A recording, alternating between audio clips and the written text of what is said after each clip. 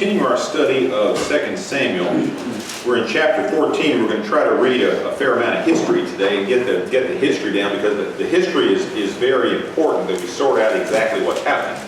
And again, by way of review of where we are, we're talking now about Absalom's rebellion and what has happened in David's life. We all know the story, the very sad story of the terrible sins that David committed with Bathsheba. And now we're seeing the consequences that have been visited upon David as a result of his terrible sins. We talked about David's sins included his rape of Bathsheba, his murder of Uriah, her husband, and then in general his rebellion against God in two respects. Number one, committing the sins themselves was rebellion against God. But then what we're also seeing in these other chapters is David's rejection, renunciation, almost resignation of the task, the role that God has assigned to him. And we're going to see that God has never withdrawn his anointing spirit upon David.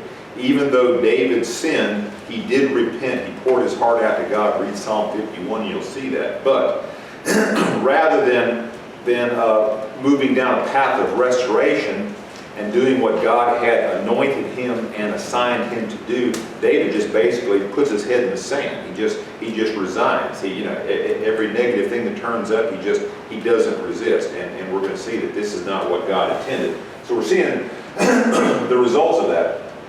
We're going to see how David's rape of Bathsheba is visited upon him as his own daughter Tamar is raped.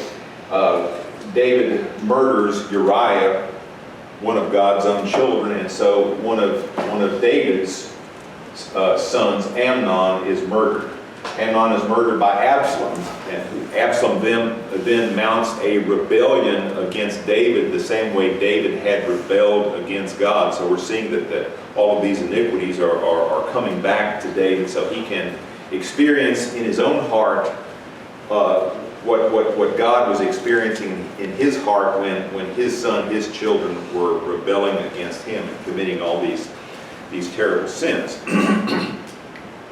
And so where we are, we're about halfway through chapter 14. We're going to pick up with verse 21 of chapter 14. But to review what happened after Absalom killed Amnon, he fled. And so he's been gone, and David has been pining away. David loves Absalom. He wants to have him back. And so there's a plan to recall him, and we're going to see what happens when Absalom is recalled. So we're in chapter 14, verse 21. We're going to try to work our way through this history. We'll discuss it as we go through, but I want to really make sure that we have down all the details of this very important history of the life of David and the life of the nation of Israel. So Jackie, would you pick up with verse 21? The king said to Joab, "Very well, I will do it. Go bring back the young man Absalom." Joab fell with his face to the ground to pay him honor, and he blessed the king. Joab said, "Today your servant knows that he has found favor in your eyes, my lord the king, because the king has granted his servant's request." Then Joab went to Geshur and brought Absalom back to Jerusalem. Pause right there just a second. All right, remember, who's Joab? Let's remind us. He's nephew of David. He's David's nephew, but what is his office? Commander of the army. Right, he's basically the commander-in-chief of the army. He's David's general. And for some peculiar reason, Joab has been very eager to bring Absalom back to Jerusalem. Why is that? Why do you think Joab wants to do that? There could be two reasons, but if we look just before that, when the baby died with Bathsheba, Joab insisted that he came out to the army and take over the city. Otherwise, he would get credit, and the army would not have wouldn't follow David much anymore. And so here again, he might not be tending to business, and they think that he's going to lose control of the nation. That's possibly one thing. Yeah. And I don't think he sided with Absalom, so I don't know. Yeah. I don't know. Yeah. Other reasons than that. But I think that's a pretty good point. One of the more obvious reasons, I think, was for self-preservation. Joab wanted to maintain his office as David's general, and the only way he could do that is if David remained in power. Okay, so he wants to make sure David remains in power, and perhaps at this point in time, Joab is trying to ingratiate himself to Absalom, thinking that when David dies and Absalom takes over, then Joab wants to make sure that he has an office. Don't know exactly, but we do know that Joab was very eager to bring Absalom back. Joab was also complicit with Uriah's death. He Yeah. did what Yeah, the king he's- said. He did a couple of things. He was a very loyal general to David. Basically, did what he said. But But yet, I think part of it too was that Joab knew David's heart and that David really wanted Absalom to come back. but the funny thing on this, I don't know it's in that future, but when David dies, one of the commands he leaves to Solomon. yeah, Mhm. yeah. So Joab is a character who runs all through this. His historical significance shouldn't be underplayed. All right, Juan, pick up there at verse 20. Is it 4? 23. Yeah. Then Joab went to Geshur and brought Absalom back to Jerusalem. But the king said, he must go to his own house. He must not see my face. So Absalom went to his own house and did not see the face of the king. In all Israel there was not a man so highly praised for his handsome appearance as Absalom. From the top of his head to the sole of his feet there was no blemish in him. Whenever he cut the hair of his head, he used to cut his hair from time to time when it became too heavy for him. He would weigh it, and its weight was 200 shekels by the royal standard. Pause right there. So what's our description of Absalom? Certainly he's a man of hair. He cuts off his hair and it weighs about, what, 6? 5 pounds. Yeah. A nice wad of hair for a year's growth. He said he was also an extremely handsome man.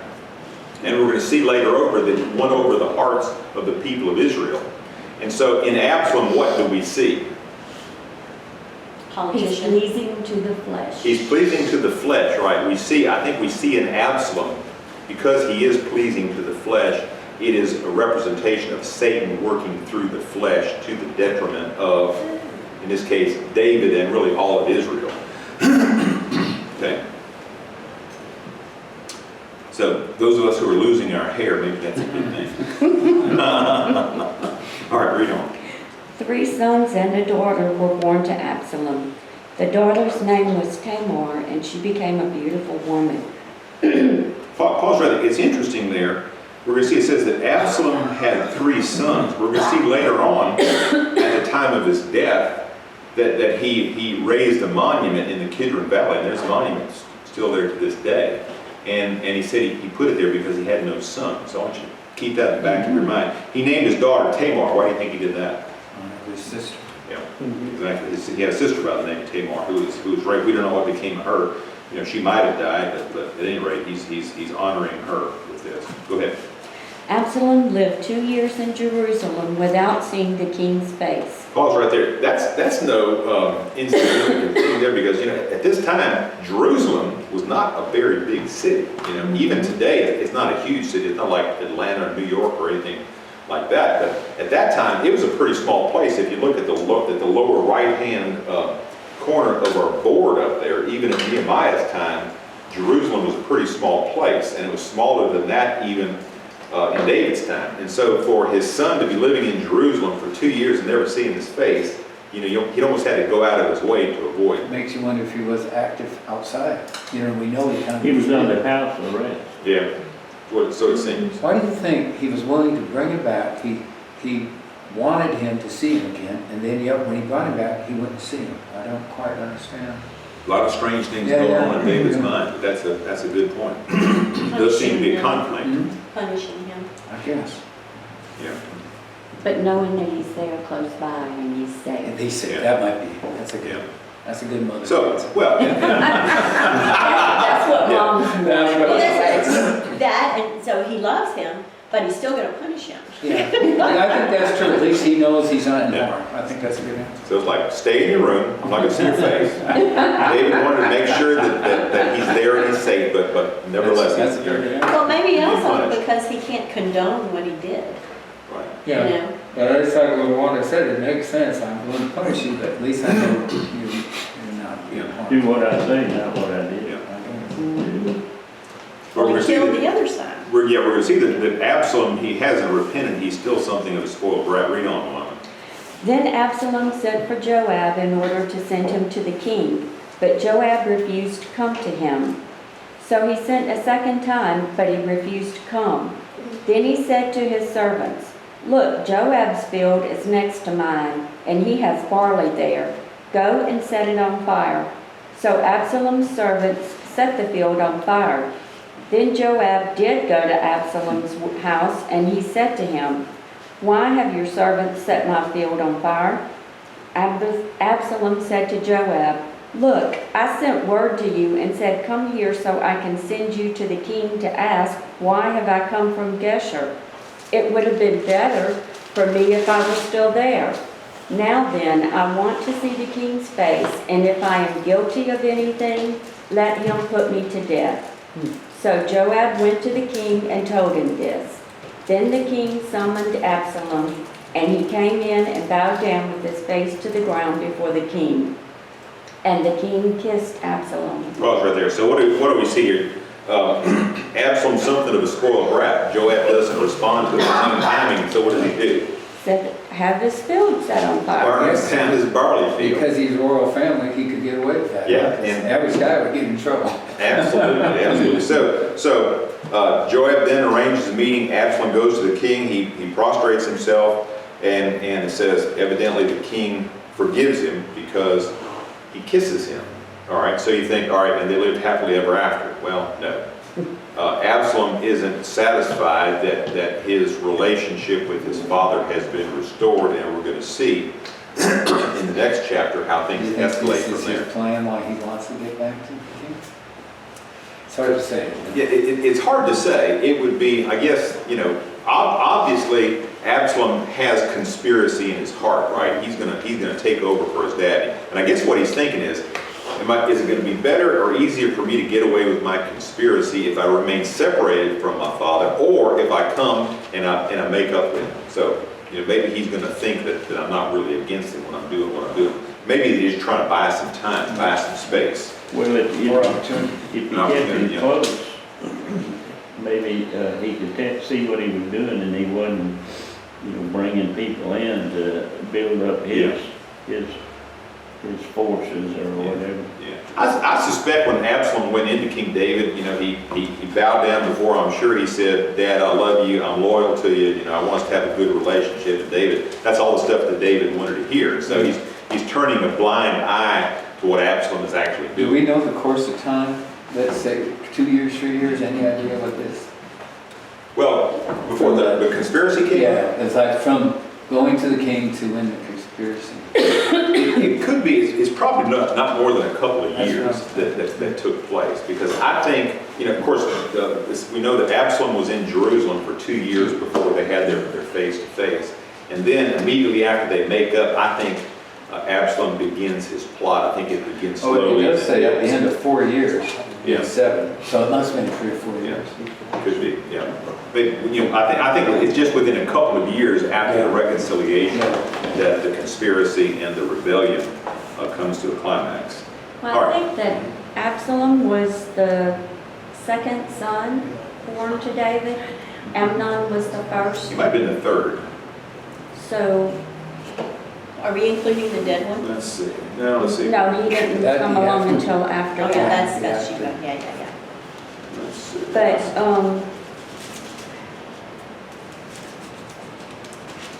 so You have I to was list this. thinking that he might have a claim to the throne.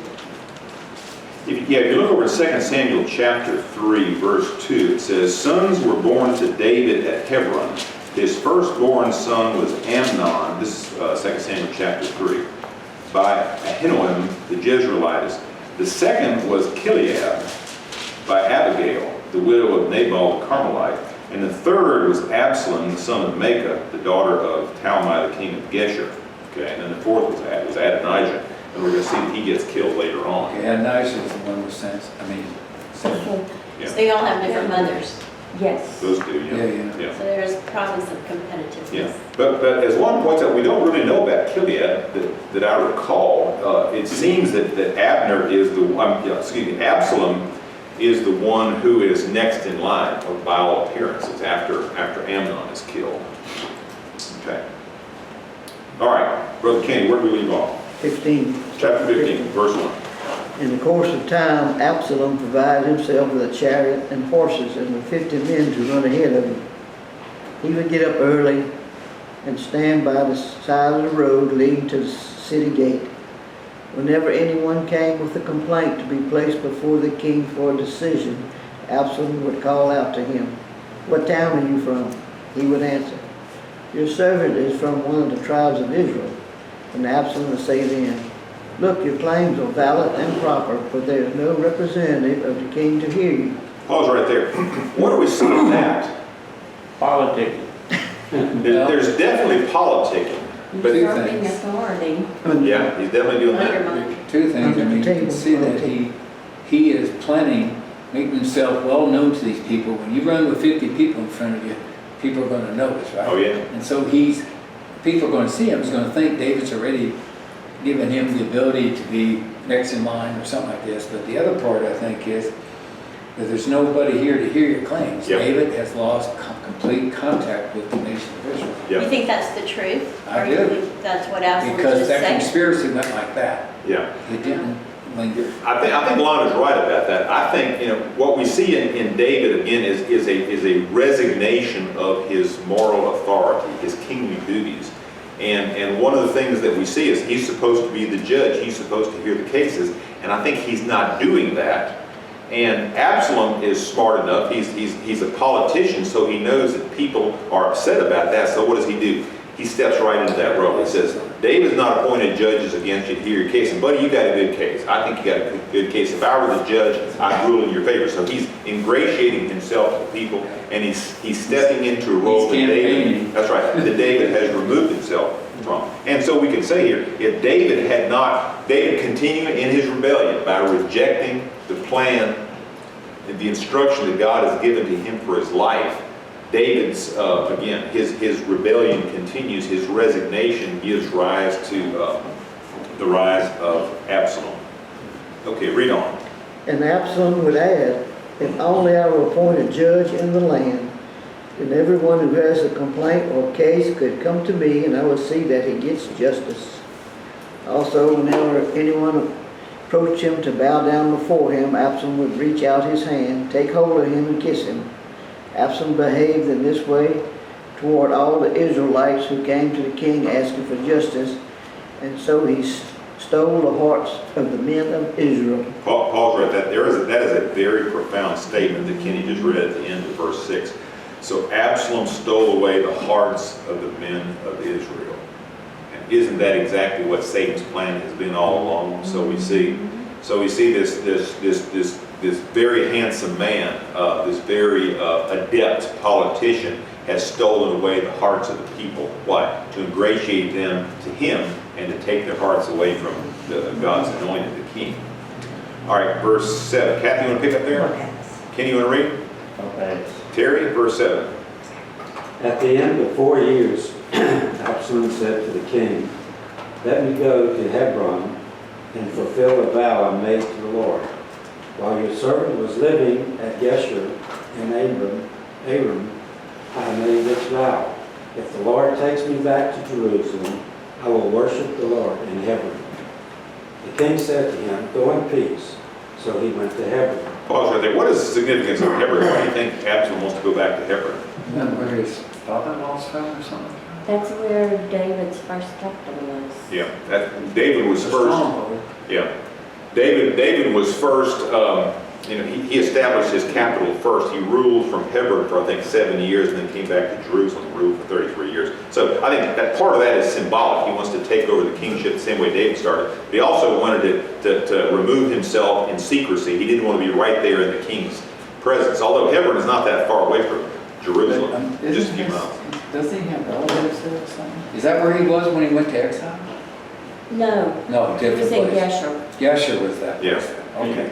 And he might have thought they still had some people there who were, still friendly to the king. So Yeah. he had to go. Yeah. And Geshur, where he went, I think, is up in what is now Syria. Aram, Geshur and Aram. Anyway, so he goes down to have a read on Terry.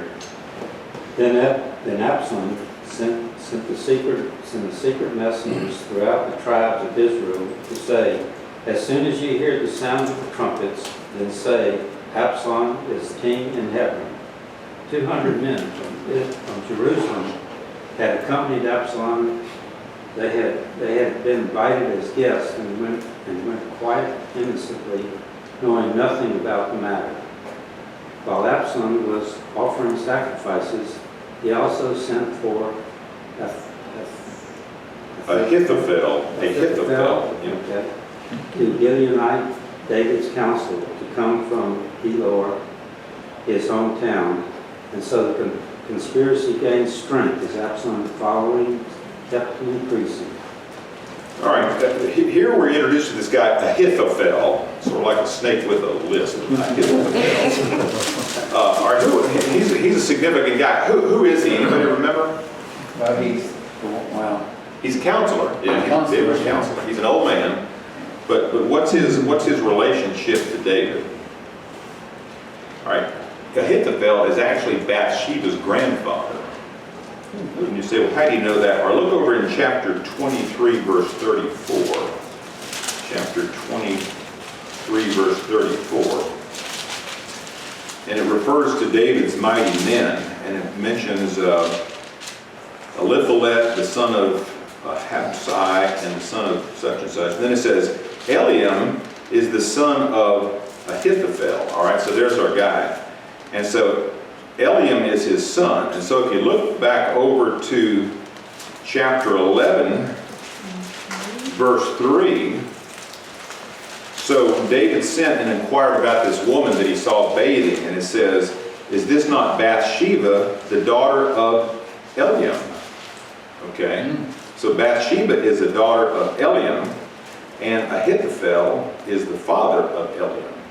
So he's got Ahithophel, who became a counselor to David, is the grandfather of Bathsheba. So what would you think would be his view of David? Evidently, he hid his view if he became his counselor. But what do you think his thoughts are about David in his heart? it could be one or the other. I mean, he could have thought that, well, great for Bathsheba, now she's in the royal family. Or she could have, I've lost my son-in-law because of this. So. Because you notice he leaves David pretty quick. He does. So I'm thinking he continues to harbor bitterness against David for what David did to his granddaughter and her life, and certainly his granddaughter's husband.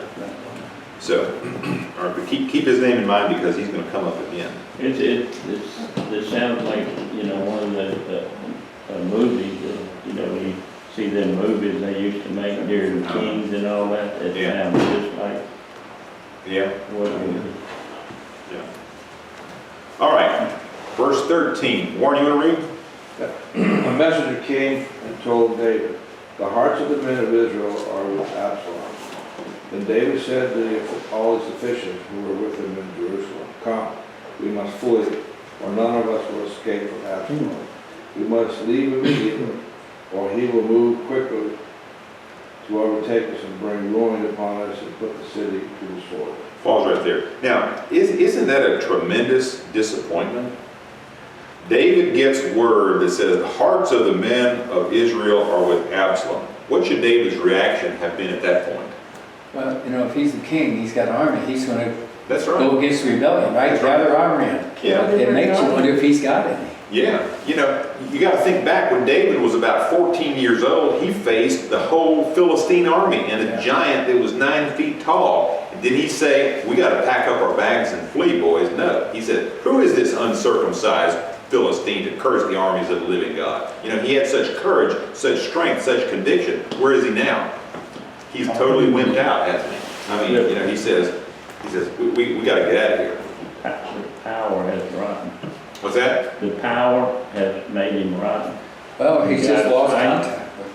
Well, in God's sight, he left it out, He did. That But this is one thing that's a very important spiritual message for every one of us. Every one of us is going to sin. Hopefully not as severely as David sinned, but every sin in God's eyes is hideous. All right. And the point is, David sinned, David repented, but David should have continued to carry out the task that God had assigned him. Instead, he resigned from the task. And that's the temptation that all of us will have, and that's the temptation that Satan will try to lead us down. That when we have sinned, when we have been convicted by our sin, and when we repent, too often we continue to resign, rather than going back with moral authority and doing what God tells us to do. You know, last week somebody mentioned Jimmy Swaggart, and that's a perfect example, isn't it? He confessed, Yep. but he didn't give up they wanted him to resign, do all that, but he kept steady to, I mean, I don't know underneath if he was trying to keep his power or what, but Right. he at least kept preaching the gospel of what He he was did. doing. He really did, and I think he gets credit for that. Yeah. You know, he wound up leaving the church that he was affiliated Right. with at Right. the time, but he continued to preach, and I think he's continued to do good. Yeah. So, all right, read on, Warren. The king's officials answered him, "Your servants are ready to do whatever our lord king chooses." The king set out with his entire household following him, but he left 10 concubines to take care of the palace. So the king set out with all the people following him, and they halted at a place some distance away. All his men marched past him, along with the Kerethites and the Pelethites, and all the 600 Gitteites who had accompanied him from Gath marched before the king. The king said to Ittai the Gitteite, "Why should you come along with us? Go back and stay with King Absalom. You are a foreigner, an exile from your homeland.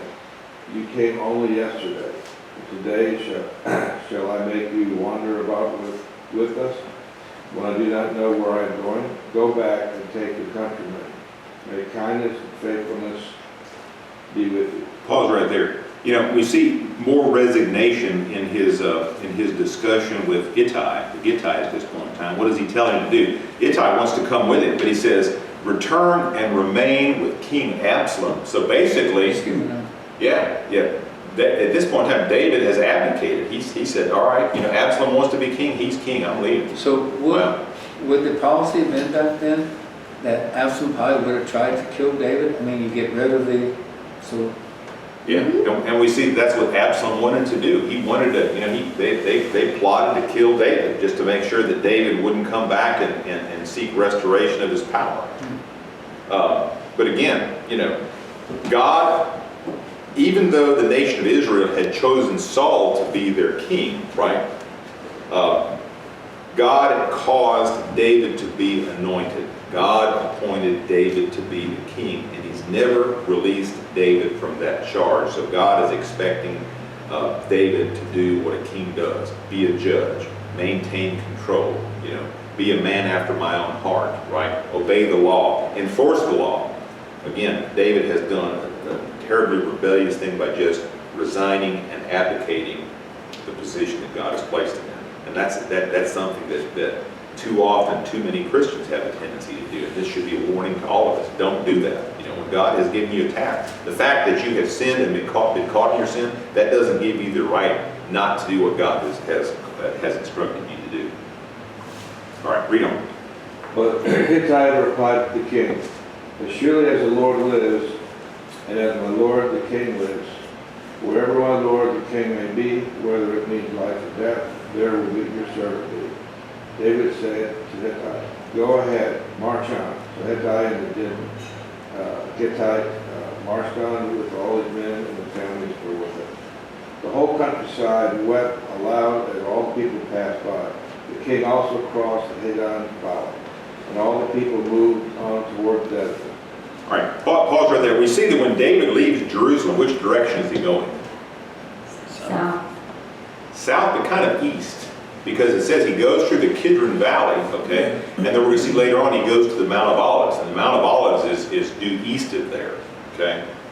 And so he's going to wind up going east, but he's going to wind up going south also, which is where the fortress is. So but when he leaves immediately, he goes down to the Kidron Valley, and he winds up over on the Mount of Olives. And again, we're going to see some symbolism in that in the life of Christ when we think about that. That's not that far away. That's not. Why, I mean, it sounds like he's taking a trip, but it's really not. The valley was a big path, wasn't it? That was the main, I mean, it was one of the easiest ways to travel, I think. Yeah, well, where David is trying to go to is the area where he went when he hid from Saul. Remember, he hid at the En-Gedi, the caves in the En-Gedi where there's plenty of water. But then he also went to what we call Masada, I think. That was his fortress. And he went up there. So he's kind of going in that area, and that's down by the Dead Sea. Yeah, so we're going to see En-Gedi. All right, Jerusalem is right here. So I think he goes east, and he's probably heading down this way, but he's going to wind up down south. Here's where the En-Gedi, where the caves of En-Gedi are, and here's Masada right down here. It's sort of the west side, southwest side of the Dead Sea. But the Mount of Olives is just on the outside the city gate. If the city, Jerusalem now, if it had walls, it's just right across. Just due east. Yeah. Right, so it's not. No, He could walk it. he doesn't stop there. You know, he just going that way, and the scripture points out that that's the way he goes again, because I think there is some symbolism in that in the life of Christ we're going to see later on. Okay. All right, where do we leave off? 24. 24. Okay. All right. Zadok was there too, and all the Levites who were with him were carrying the Ark of the Covenant. They set down the Ark of God, and Abiathar offered sacrifices until the people had finished leaving the city. All right, pause right there. So part of this Exodus, David picks up, he takes on, and the priests are carrying the Ark of Covenant, or the Ark of the Covenant with David, and they're taking it over, and I think they've gotten to the Mount of Olives, and then we have this confrontation. So is he taking the ark for protection, or, that's interesting, you know, he's leaving everything, right? But he does take the ark. Well, I don't know that David. I think the priests are just following, because what we're going to see later on is reference. Can you read on, Warren? Then the king said to Zadok, take the Ark of God back into the city. If I find favor in the Lord's eyes, he will bring me back and let me see it in his dwelling place again. But if he says, I am not pleased with you, then I am ready to let him do to me whatever seems good to him. The king also said to Zadok, the priest, Arki the seer, go back to the city in peace, and with your son Amaziah and Jonathan, son of Abiathar, you and Abiathar take your two sons with you. I will wait at the fords in the desert until word comes from you to inform me. So Zadok and Abiathar took the Ark of God back to Jerusalem and stayed there. All right, pause right there. So we see that in this procession that's leaving Jerusalem, the priests and the sons of the priests are carrying the Ark of the Covenant. David sees it. Again, I think they're on the Mount of Olives. David says, no. He sends the Ark of the Covenant back to Jerusalem. Why is that? That's a good question, because where the ark was at, everybody got blessed. Yeah, that's right. Yeah, but God didn't tell him to take it. No, David was doing that again, moving the ark. that's right. Well, if he Without even did, permission. maybe the priest took it. All right, first off, did God want David to leave Jerusalem? He absolutely did not. Nope. David he's like a whip dog. He's tucked his tail between his legs, and he's looking for a place to hide. God's saying, I'm not with you in that. So I think symbolically, when the Ark of the Covenant goes back, it's saying, David, if you're a man after God's own heart, you would go back to Jerusalem, because that's where God wants it. Okay? David's showing some signs. I mean, he obviously is a great warrior. Yeah, By he strategizing with spies. I mean, Yeah. some of it's coming back to him, isn't it? it is. It is. So we're introduced in verse 27 to two other men we're going to see later on. One is Ahimaaz, and the other is Jonathan. and who's the son of Abiathar. These are two sons of priests. Okay, we're going to see them again. All right, verse 30. Sarah, you want to read? Funny names. Okay. Joanne, you want to read funny names? Let's see if I Come on, can. Joanne. So David went up by the ascent of Mount Olives and wept as he went up. And he had his head covered and went barefoot. And all the people who were with him covered their heads and went up, weeping as they went up. So here we have David. This tells us that David has gone through the Kidron Valley, and he's gone up to the Mount of Olives, and this is where he is, and he's weeping as he went. And he said, and his head was covered, and he walked barefoot, suggesting what was his attitude? Weeping and barefoot, Mournful. mournful. That's So right. is the Mount of Olives at this time any significance, anything happened here that, it's almost like he's respectful by barefooted. I mean, it wasn't nothing like here, I mean, there's nothing with Moses or anything like this. Well, we don't know, but there's a rather strange reference, and I think it's here, maybe it's in Chronicles, where it is said that on the place in the Mount of Olives, this is where the Lord is worshipped. And I don't know if that's a reference to something that's happened in the past, but this is one of the first specific references to it, but it is a holy place. Yeah. Or it could be that is a foreshadowing, because that was a favorite place of refuge for Jesus himself. He would go over to the Mount of So, Olives. you know, when you cover your head barefoot, it's almost like you're being very reverent Yeah, to the location. he was that reverent and mourning as And well. David's heading east, like he's heading towards the Lord. Yeah. Instead of going his own, turning and going his own way. So where did Abraham and Isaac, that was more on Calvary, huh? I mean, aren't we saying something like that? Right. But this area, where was the angel of Jacob? I was just curious, I'm trying to put Yeah, something together. that was in Bethel. Bethel, Yeah, okay. so that's to the north of there. Well, I don't think we have any specific reference that I know of to the Mount of Olives, although it's said here that this was, even at this time, considered to be a place where God was worshipped. Where are they in verse 24, when they had the offered sacrifices? I think they're on the Mount of Olives at that Oh, time. okay. too. Yeah, I think they crossed, because again, it's not too far. If you leave Jerusalem and you go through down through the Kidron Valley, I mean, you're going to be first at the Garden of Gethsemane, which is sort of at the foot, and then as you go up, and it's a pretty steep climb. I've climbed it. Actually, I've gone downhill, but it's pretty steep there. You go up, and the Mount of Olives is just Okay, I right was in there. a car, no. A bus. He was in a bus. Yeah, well, we walked in that area. We were walking around. Well, the bus let us off. One of these pictures I think I took from on top of the Mount of Olives. Was God still in the ark at this time, where they met him? No, the answer. Yeah, here, all right. Here we are, we're on the Mount of Olives, okay? And we're looking back due west. I'm standing right here. I got even a little olive branch right here, some sort of a branch right there.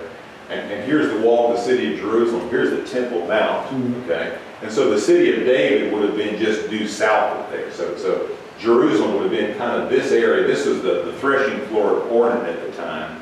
And the city of David would just due south of there. So you go down into the Kidron Valley, and then you come up, and you first come to Gethsemane, which is kind of there at the foot, and then it's kind of a steep rise up to the Mount of Olives. All right. It's very close. Point out the eastern gate. Right here. It's all walled up. All up, right? Yeah, because that's where the Messiah is supposed to return. Yeah. And so Second time. they walled it up because they could keep him out. Right? Oh, yeah, Bricks makes in there. sense. Yeah, they That's keep right. him out. Double brick. That's how close it is. Strong brick ties in there, right? All right. All right, verse 31. Read on, All right. Julian. Okay. All right, Troy? Then someone told David, saying, Ahithophel is among the conspirators with Absalom. And David said, O Lord, I pray, turn the counsel of Ahithophel into foolishness. Now it happened when David had come to the top of the mountain where he had worshipped God, there was Hushai the Archite coming to meet him with his rod torn and dust on his head. All right, pause right there. That's the reference I was thinking. Verse 32, it happened as David was coming to the summit, that's the summit of the Mount of Olives, where God was worshiped. Okay, so that's a reference to this. This was a place of worship. And I remember reading in some archaeological studies that they found that, at the very summit of the Mount of Olives, that's an ancient place of worship. It just went back thousands of years.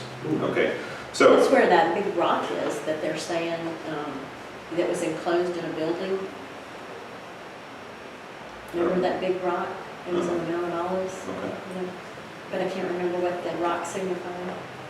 Oh well, never mind.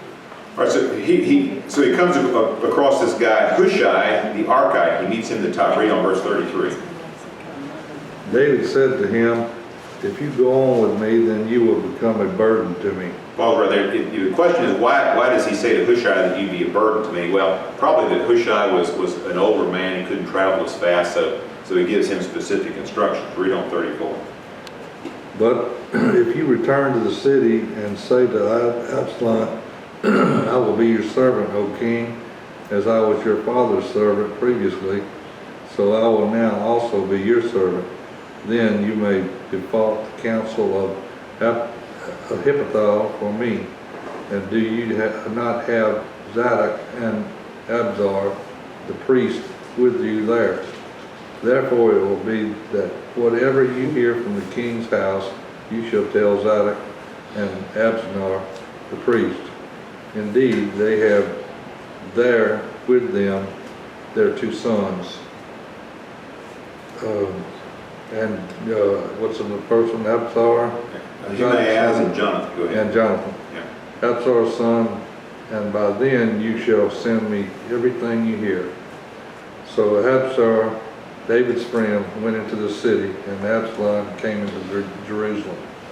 Okay, so here we see that this guy Hushai, who wants to go with him, David said, no, if you come with me, you'll be a burden, but go back. He says, not only go back, but you can be a spy for me, and there's other spies that are among you. And one of the things he says that you can do is that you can thwart the counsel of Ahithophel. And in fact, he does that. We'll probably read next week. And if you look at chapter 17, in verse 7, Hushai is actually giving counsel to Absalom that's contrary to what Ahithophel is telling him to do. But here we see that after this happens, David is leaving and Absalom is coming into Jerusalem. Do we have time to continue? Ref? We stop. But you know, David's doing nothing more different than we do when we step back from the Lord. That's He's right. thinking he's with the Lord. Yeah. I'm praising you, and I'm going to meet you, and yet here I am not trusting you. I want all these spies, because he keeps trying to send if you notice, he doesn't keep these people with him. He keeps saying, you'd be better off in the city, why don't you go? Yeah. And and that's just what we do. We show up to worship the Lord, but yet we're not trusting him, we're not believing in him, but we think we are. Yeah. Basically, and Kathy brings up an excellent point, which is what a lot of us do. David, he's sending his friends back and his spies back as if to say, yeah, Lord, I'm going to do what you want me to do, just not right now. I'll do it later on. Because it appears that David is planning to come back, right? Otherwise, why would he send his spies? So he's planning to come back, but again, it's just like so many of us. We sin, we're caught in our sin, we repent, we receive forgiveness, but we do not step into the path of restoration. We do not go back to doing what God has instructed us to do. And that's a great sin. That's a sin of rebellion. And part of it is we don't feel worthy. That's right. That's exactly right. That's our excuse. I'm not worthy. I've sinned. I've fallen out of grace. God says, I'm the one who determines that. I'm the one who dispenses grace. And when you are forgiven, you're totally forgiven. And people have got to wrestle with that, That's right. you know, until you really come to terms with it. Yeah. Well, it's like what we're studying on Sunday nights. It's what God thinks of you, not what your peers, not what your other people, it's what God thinks of you. I totally agree with that, but it goes a little bit beyond that, I think, Jackie. I think it's what you think of yourself. Right, that's the problem. Yeah, and so you're fighting with yourself, and you know it's true, but you can't forgive yourself. So Yeah. God, Satan's having a heyday. oh, yeah. And here's the thing, the particular sins that we commit are the ones that we have a tendency to be overly tolerant of, right? And so the idea is, our Absalom, let me just put it in the person. If I commit a particular sin and I confess it and God forgives me, it would be wrong for me then to say later on, oh, you know, that particular sin is not so bad because I committed it. No. My task is to continue to say that sin is every bit as wrong as it was, you know, before I committed it, and the consequence of my committing that sin, it is still wrong. But too many people these days, they sin, they're caught in the sin, it becomes public, and then what do? They go soft on that particular sin. But we, somewhere along the line of sin, have been taught that if we repent, there's no consequence. Yeah. Well, there is consequence. And I think we've done an injustice to ourselves and to children and all that we've taught, because really it's come through our churches that once you repent, all is good. Yeah.